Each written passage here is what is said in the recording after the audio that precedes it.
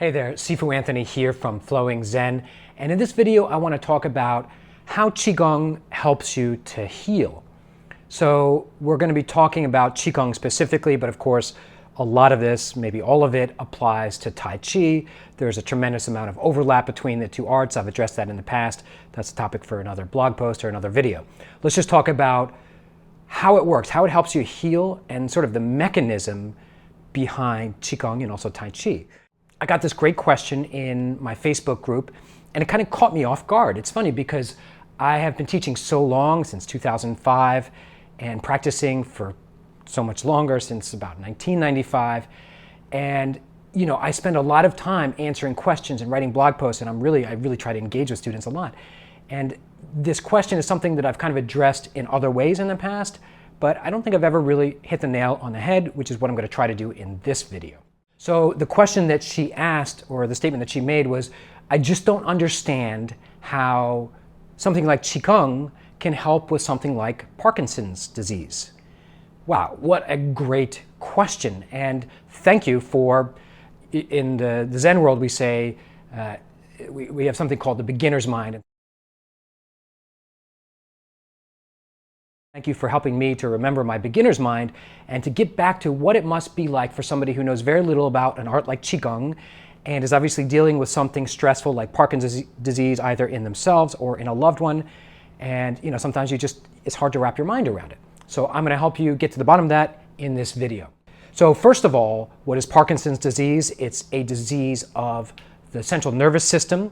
So we see it most often with this shaking in the hands and a stiffness in the body, but it's really a disease of the central nervous system and motor control. So it's a really good question. How can something like Qigong, this breathing movement meditation technique, how could that possibly help with something that affects the central nervous system? Well, let's get to the bottom of that. Let's really drill that down and see if we can get an answer that satisfies the person who asked this question, and any of you who are wondering something similar, whether it's relating to Parkinson's disease or something else. So before I answer that, before we get into some theory and philosophy of Qigong and medicine and East versus West, let's address maybe a more important question, which is, do we really need to understand the mechanism in order to use Qigong or Tai Chi to heal? And the answer is a clear no. And I know that can be confusing, but it really is a clear no. And the simple analogy is, do you need to understand how your phone works in order to use it? And if you think you understand how your phone works, I would really challenge that. This is a piece of magic that we all carry around. These phones are incredible. They are unbelievable in all the things that they can do. And although we like to think that, we kind of have an idea how these cell towers work and Wi-Fi, come on. We don't really understand, at least not fully. We just have a very rough idea of how all these things work, and yet, of course, we can take full advantage of our phones. Now, the analogy isn't perfect because this is a piece of technology, and we're talking about something different, but the human body, and especially the human ability to heal, is arguably a technology. It's something that is still, even with all of our amazing scientific knowledge, it's still a bit of a mystery. It's an incredibly advanced technology, and it can do a lot. So I think the analogy is good, even if it's not perfect. So in the world of Western medicine, there are many things where we didn't or even still don't know the mechanism. So an obvious example is aspirin, which came from an herb basically originally, and for close to 80 years, I believe, we really had no idea how it worked. We knew that it worked. There was evidence that it works, but we didn't. I say we as if I'm some sort of scientist. The medical establishment and the research community, they knew that it worked, but they didn't understand the mechanism. And I believe it was only recently that they started to really get a glimpse into it. Or another good example, and one that hits home for me, is antidepressants. So in the beginning, with SSRIs, these serotonin inhibitors, we thought that it was serotonin. That's why they're so named.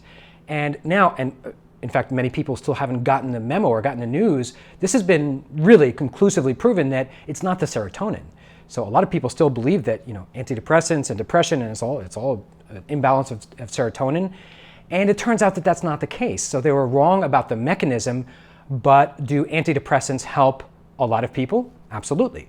Antidepressants didn't work for me. They don't work for a lot of people, but obviously they work, even if you're wrong about the mechanism. So that's another example of something where even if you don't understand the mechanism, or in that case, if you're wrong about the mechanism, something can still work.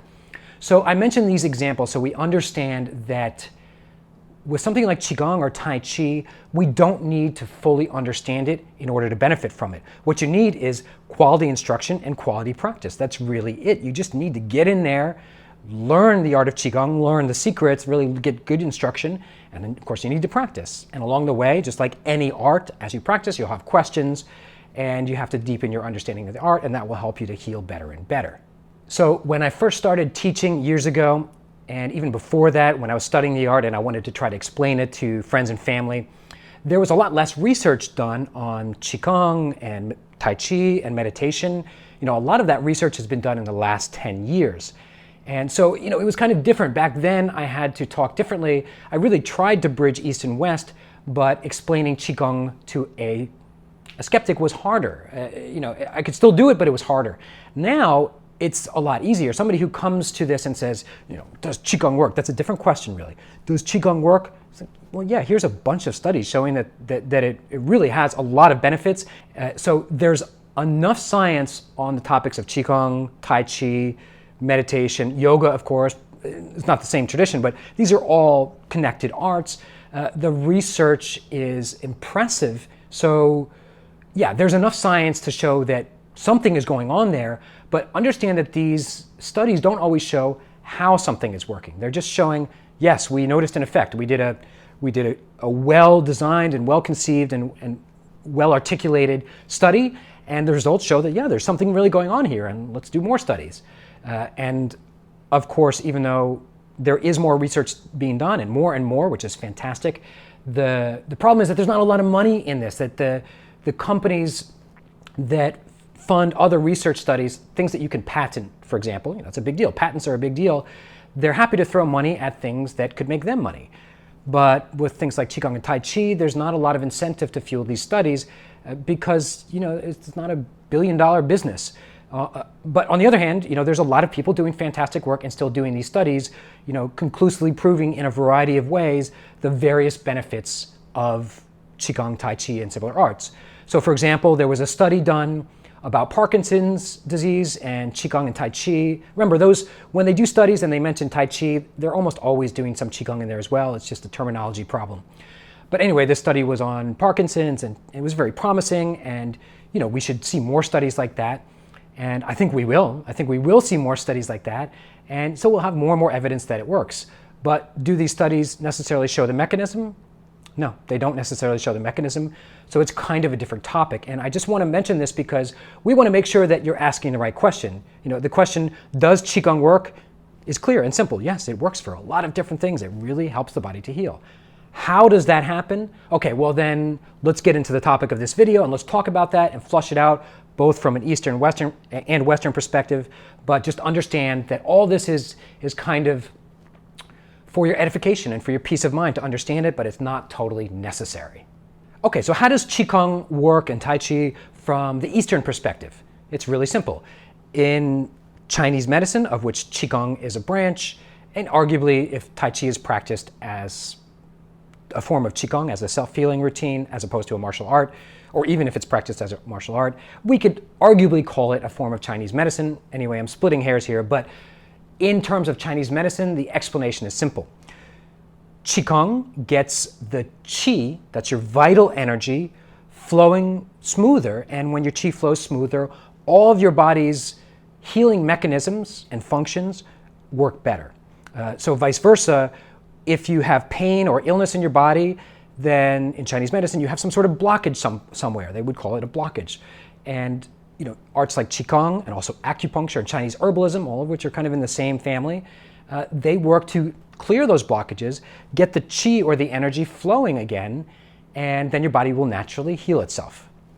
Okay, so how does that work in the Western world? What is this qi and what is all these blockages? So you have to understand that qi is both literal and metaphoric. So in modern terms, we could use the term energy, which I think is useful.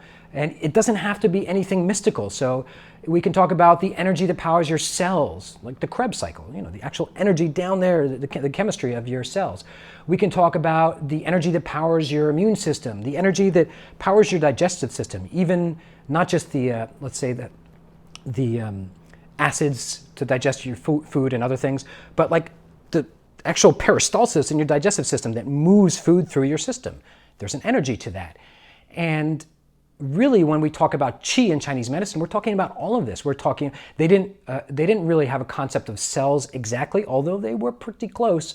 Of course, we now have a microscopic view of the world and we have a very different perspective, but metaphorically, the old Chinese perspective really works. We can talk about qi and use it as a sort of metaphor for a lot of the different functions in the body, or we can just use it in modern terms and say that, well, it gets the immune system engaged. It lowers cortisol. That's your stress hormone. That's a big one.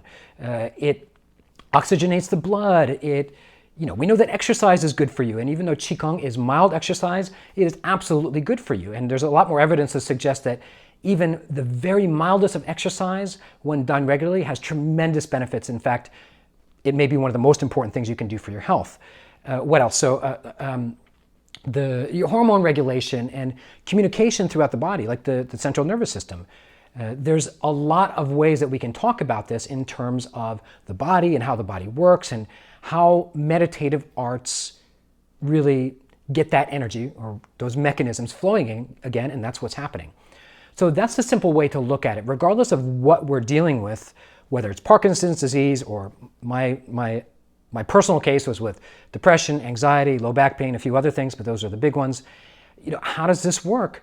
Well, it just gets the body's healing mechanisms flowing. I like the word flowing, obviously.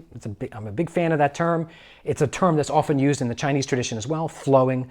So if you just view it that way, it just gets things flowing, well, then that gives us kind of a satisfactory answer to help us relax and move on to the more important things, which are practicing and getting results.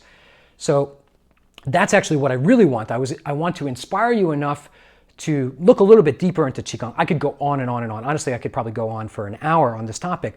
But my real goal with this video is to just give you enough to go, that makes sense. And then to look deeper into this art to see that, yes, even just in my school, literally thousands of people just in my school, my students who have benefited from Qigong and Tai Chi. And then if you zoom out, you include all the other schools and you go worldwide, we're talking millions and millions of people who have benefited from these arts. Then you look at the research, you talk to people, and then most importantly, what I really want is for you to try this art, fall in love with it, see what we're all raving about, get results for yourself, and then at the very least, you can answer the first question we talked about, which is, does it work? And once you start to see, yeah, something's really happening. I really feel better in a lot of different ways.